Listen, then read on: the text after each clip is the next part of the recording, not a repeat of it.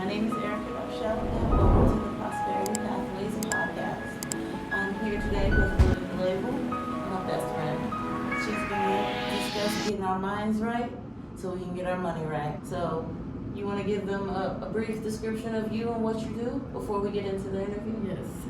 Hey, my name is Luwam. I'm a creative director, a writer, author, and I'm from Atlanta and Eritrea originally. My first question for you is, can you tell us about your background and your journey from Atlanta to here in DC, where we are now, and how your experiences have shaped your life and your perspective on building wealth? Okay. My parents are born and raised in Eritrea. My dad came here like 1980s, early, when he was in his 20s, so he basically grew up here, but his foundation was in Eritrea. And my mom came here in 1995. My background when it comes to wealth, they come from, my dad definitely, he came from the bottom, from scratch, all on his own, honestly. And he struggled. He came from a poor family. My mom came, her parents had money, and I see it from both views. Wealth, my mom has a law of attraction mindset, and maybe because everything just came easy to her, I don't know, but it worked for her. Even growing up, I seen the law of attraction work for my mom. My dad is not that kind of person at all. He's more of a get it how you can, actually get to work, save, all of that. Okay, so his beliefs are more so saving. And you said your mom's law of attraction, and you saw that. How did you see that? Well, growing up, we would be like, you get paid almost minimum wage. Mm-hmm. How are you affording a house, a car, everything? She made it work. She made it work. She make everything work. She know how to invest her money properly. Yes, she does. My mom's credit is excellent, so she knew how to use her credit in the right way. So she knew how to leverage credit.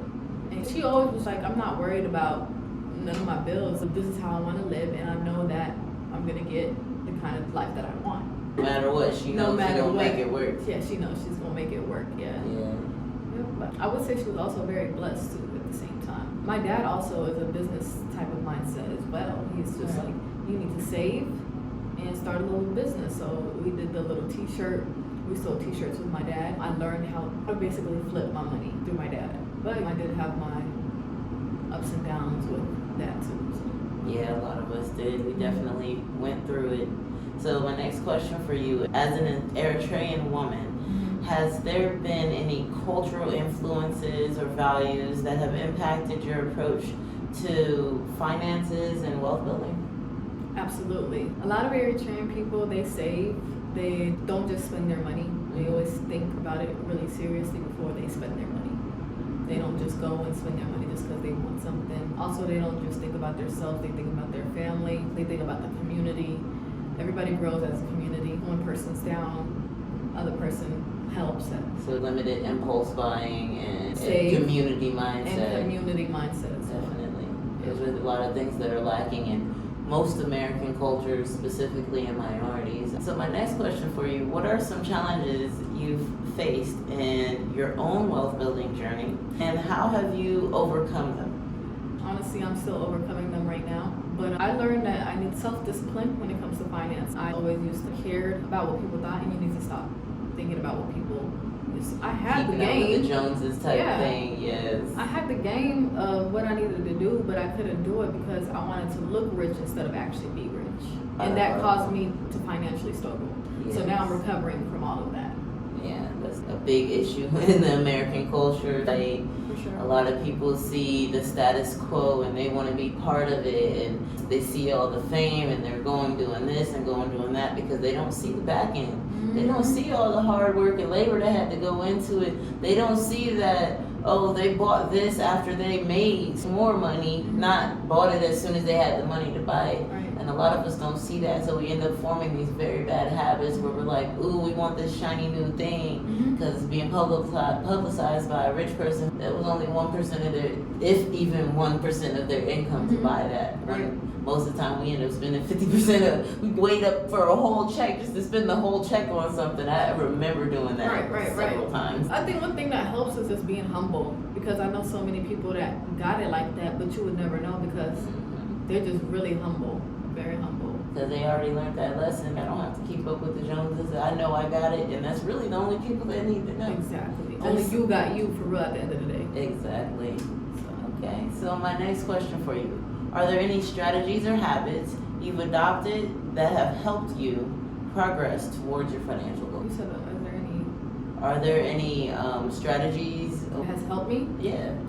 Habits. Strategies or habits that I've been doing? Yeah, so like earlier you said self-discipline, so you've been working on that. So are there any other strategies or habits? Like if you tuck some money somewhere or you have separate accounts, some people will do that, or when they tell you you're trying to pay down a credit card so you don't keep spending it up, they'll freeze it in a block of ice type thing. Yes. Honestly, I tried different types of things, like getting my parents to hold on to my money so I don't have access to it. But that's not the best way to do it. I think the best way to do it is to actually discipline yourself.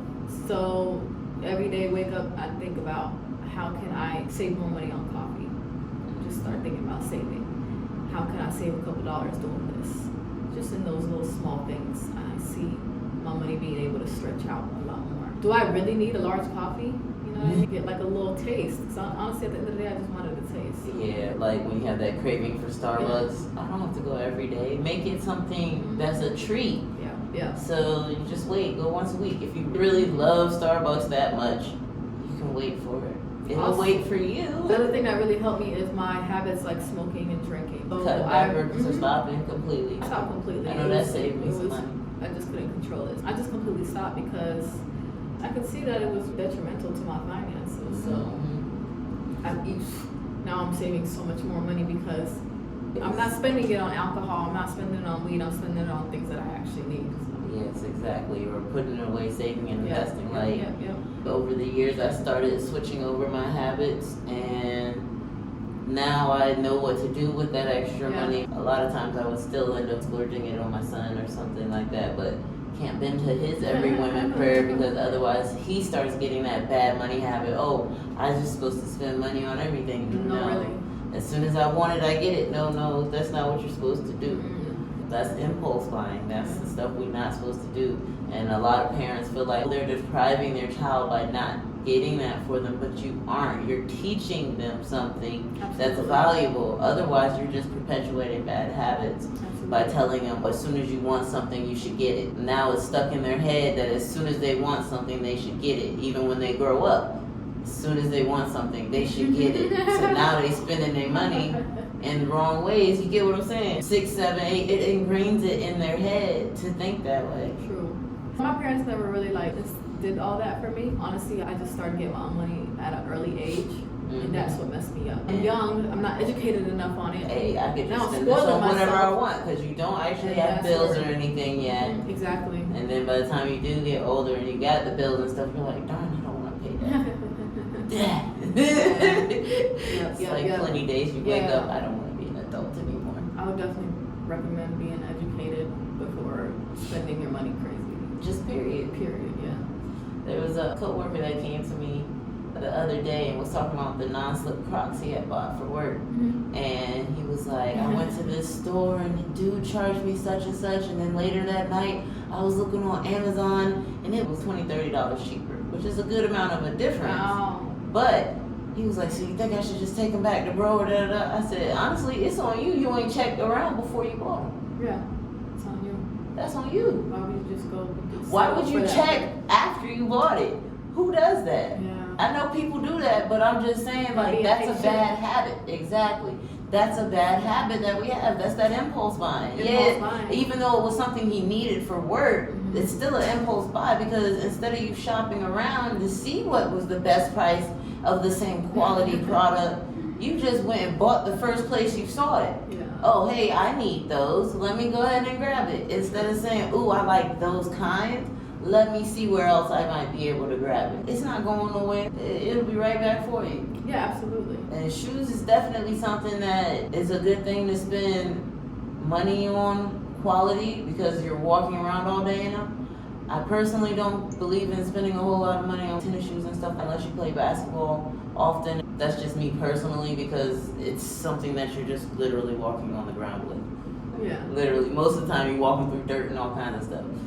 But for special occasions, I do believe in that. If you're playing basketball stuff, I'll spend high quality money on my son's football cleats when he's playing football. His grandma likes buying Jordans and all that. I'm not into that. Yeah. But I got one pair of Jordans that I bought when I was like 26 years old, and that's just because the Jordans were my nephew's. His dad had got him too small a size. So I got those and bought him a pair that actually fit him. Because he kept wearing them because his dad brought them for him.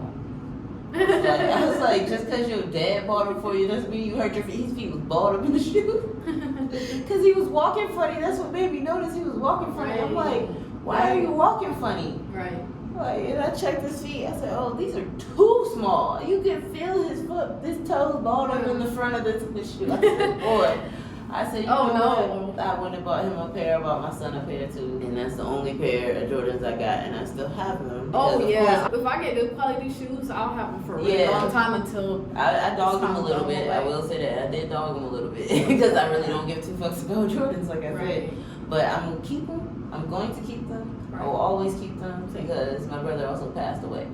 But that's the only thing that I have. Well, besides the last tattoo that he did. So my next question for you, ma'am, is how do you prioritize financial education and staying informed about personal finance matters? Honestly, I need to do a little bit better on that.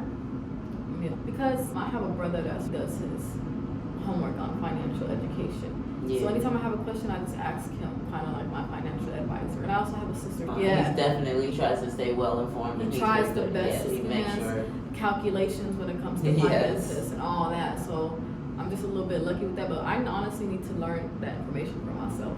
Yeah. So I don't want to keep bothering him.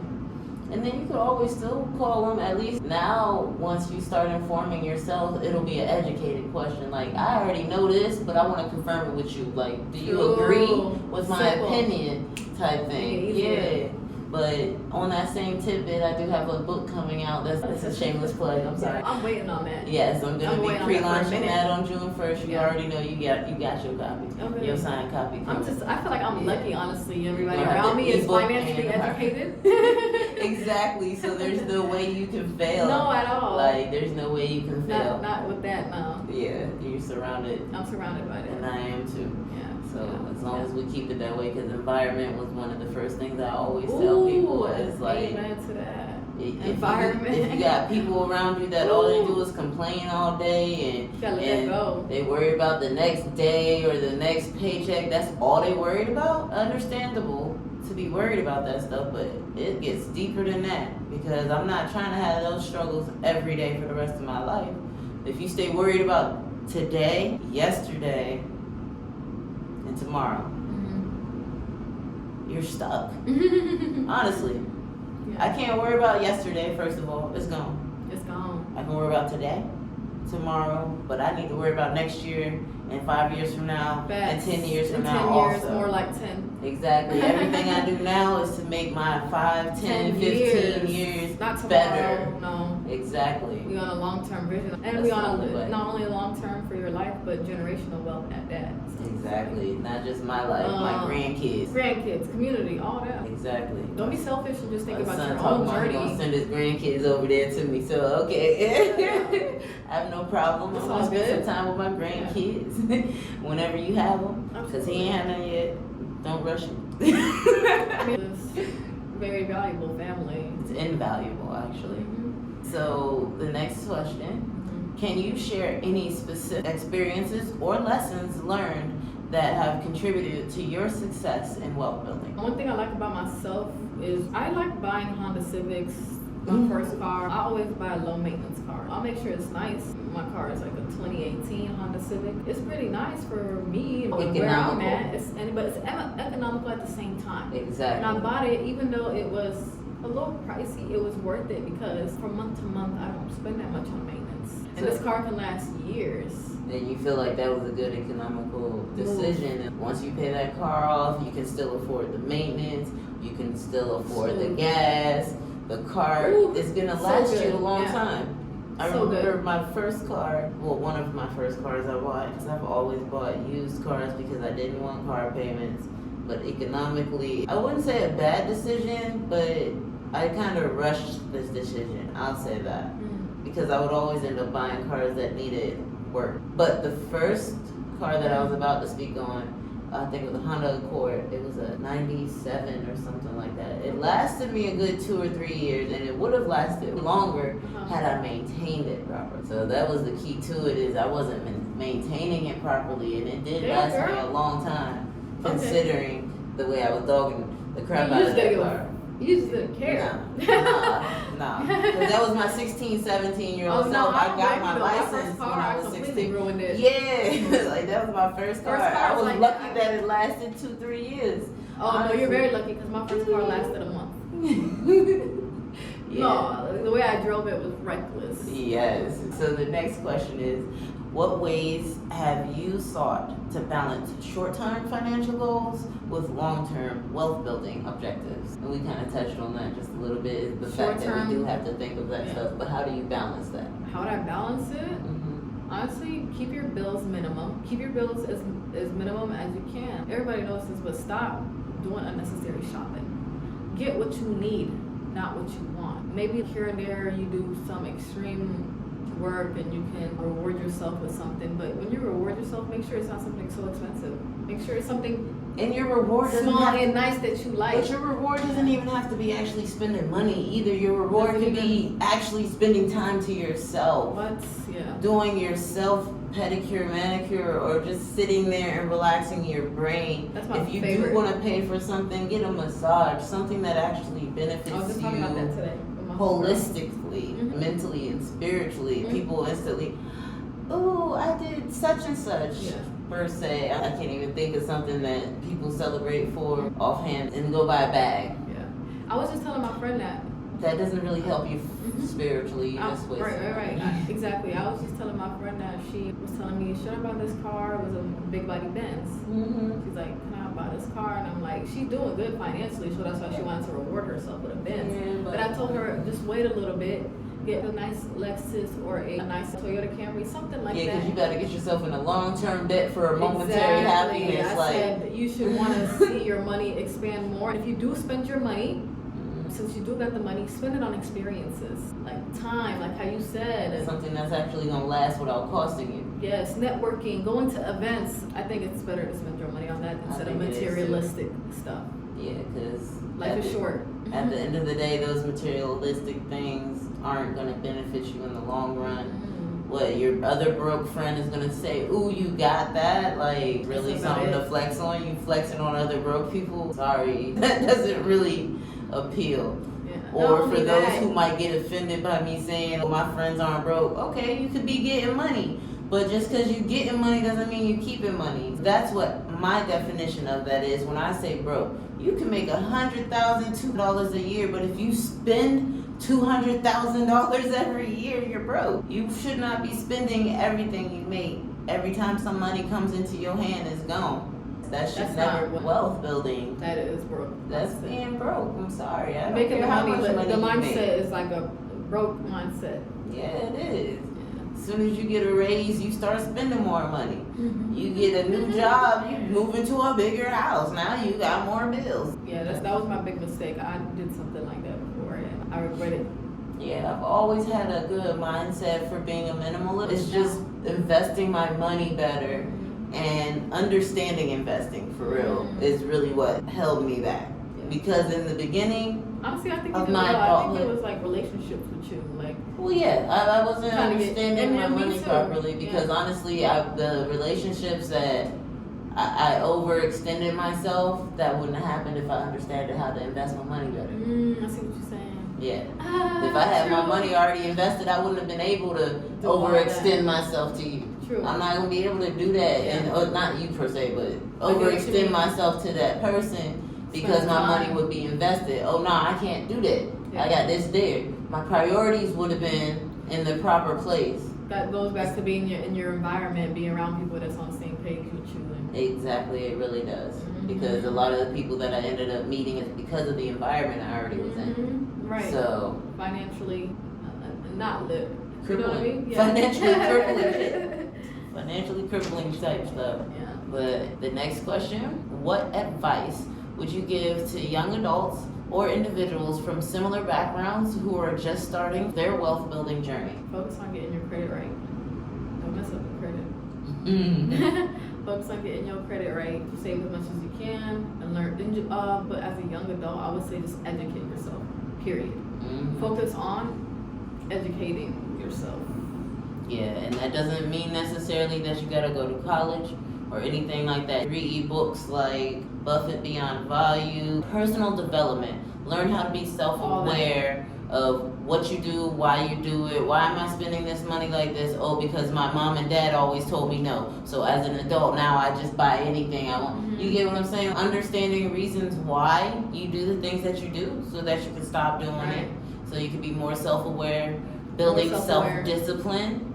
So that saying YOLO, you only live once. People, it's a good saying, but I feel like it gets misinterpreted because a lot of people use it to trash their life.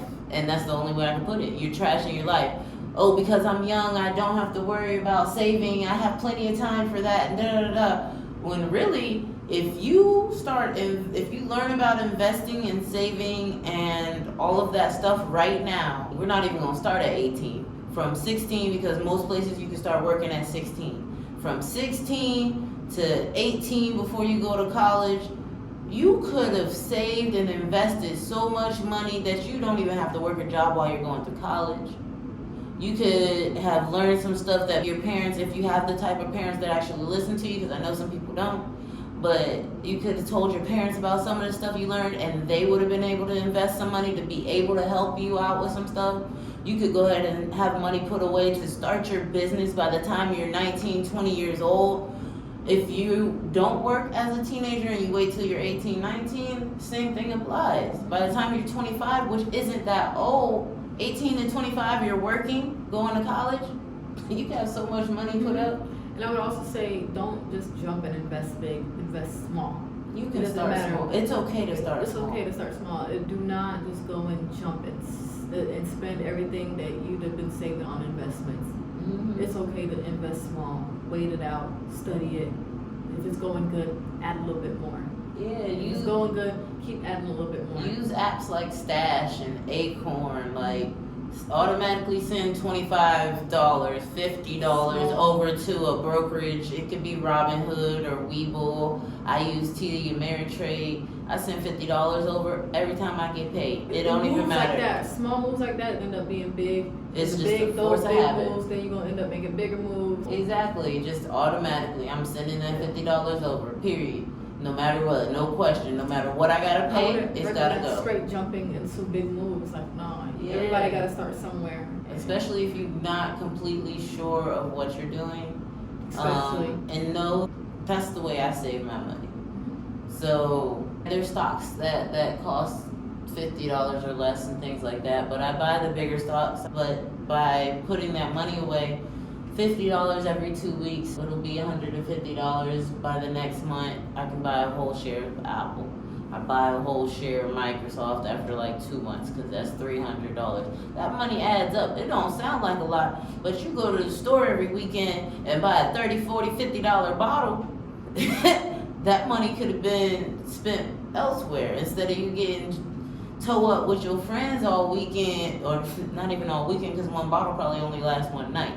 Instead of your money being wasted, you could go stash it over there and get your little piece of the pie, because that's what stocks are, is you getting a piece of their pie and benefiting off of their growth. You use most of the products, and not all of the companies that you use the products for are good investments, I will say that. So that's why you should do your research.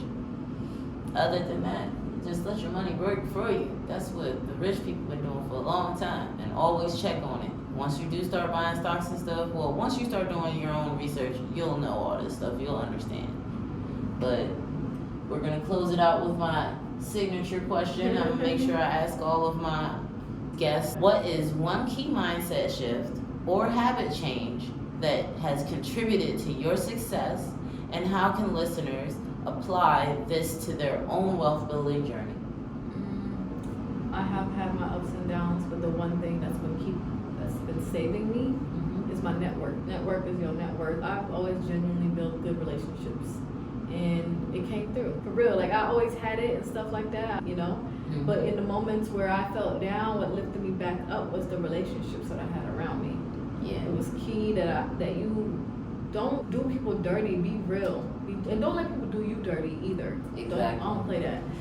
So just like a balance of not letting people play you, but also having good relationships with the people that are giving that same energy to you. And keep sticking with those people. Relationships, good relationships, having a good network. Not people that's your friend. And having friends is good, but when it comes to, like, if you want to grow financially, have friends that are smart in finances, that are good in finances. Learn from them, be around them, because they're going to be the ones to really help you out for real. Mm-hmm. Yeah. Your network is your net worth. That's her message, Yeah. dog. So just remember that network has to be growing. Start putting yourself in rooms that are doing better than That's the you. key. A lot of people Better than get you. self-conscious and they like sticking with the same old crew because they probably the best person out of all of them, and they get accolades You every ain't gonna time. grow like that. Every time they grow, like, And when you're still down, hanging your out circle's with- not going to be able to help you if you do that. If I'm the You know? smartest person in the room, I'm in the wrong room. Yeah, absolutely. I'm in the wrong room. No. I need to be in rooms where people smarter than me, that are doing more than me, that are Smarter doing than it bigger than me. There's millionaires and billionaires that say and will tell you the same thing. But I would also say make sure they're good people at the same time, because there are people that know more than you and will take advantage of your weakness and your lack of knowledge in finances. Yeah, just read the room. Read the room, yeah. Be able to Don't get taken advantage of make course. sure you really get every detail. Don't put yourself in a room full of scammers. Yes. Put your room. You hear scamming Put this? yourself- Run away. Yes. For the most. If it sounds too good to be true, then it probably is. And actually, I can't even say that because there's a lot of things like investing in the stock market. People think that's too good to be true. You know, just educate yourself. If they think that's too good to be cute, Educate yourself. what? You could just go buy a piece of a company online. Yes, you can. You can just No, sign it's up not for a good to- brokerage and yeah. just buy a piece of a company. No, that's for And a real. lot of them, once you get to a certain amount of shares, you literally have say-so at their meetings, at their quarterly meetings. You can go down there and actually say something. You'll be in the room. And that's actually a good goal to have, is get to a certain point, like Berkshire Hathaway B shares. I have a goal on how many of those I want to buy so that I can get into the room with Warren Buffett before he gone. He already 92 years old. I got to get there. Oh, yeah, he about to be gone. Yes. 92 years old, and he's been investing since he was like 12. And he's still doing it. He's been investing in penny stocks since he was like That's 12. crazy because he's still doing Yes, and still doing it big. it. Still doing it That's bigger. what his whole company, Berkshire Hathaway, is. They own Geico and all that stuff. No, that's him. They own everything. Oh, They wow. Omaha Insurance, all that stuff. Wow. They got houses, they got real estate, realtors, all That's that. big time. Berkshire Hathaway, yes. Sheesh. Yeah, Warren Buffett is it. He's that person. Wow. So yeah, I need to do my more research on him. Yeah, definitely. I got plenty of book recommendations, but you know, we kick it. Yeah, So, we'll get it done. I do want to thank you Yeah, no for problem. coming Thank to the you. show today. Yeah, thank you guys for for providing listening. your insight, and we'll catch you Yep. in the future. We'll probably do another interview, maybe for 6 sure. months or a year from now. Probably 6 months because we be around. Stay tuned and get you a financial. It's worth investing in a financial advisor for real. That and your Yeah. network is your network. But do your research on them too. When you go to a financial advisor, because a lot of them, they're trained and they get certified in financial advising, but really all it is that they know what they're telling you. Doesn't mean they're doing it too. Right. So just do your own research. Don't just sit down with the first one you see 5 stars on the website or something like that. Oh yeah, I'm gonna go with them. Like, no, sit down and do your own counter interview. Because a lot of brokerages, and they have you fill out some paperwork to see if you're qualified to be one of their investors, but you need to see if they're qualified to invest for you. And always keep in mind that if you say, oh, F the stock market, all that, I'm just gonna save my money in my savings account, the bank is doing that with your money. Just so you know. When you put your money in the savings account, they're investing it. They're putting it in the stock market, mutual funds, bonds, treasury bonds. They're investing your money. It's not just sitting in the bank.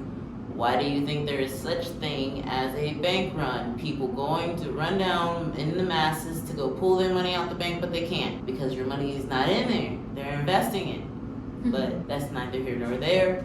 That is the truth though, just so you know. Thank you.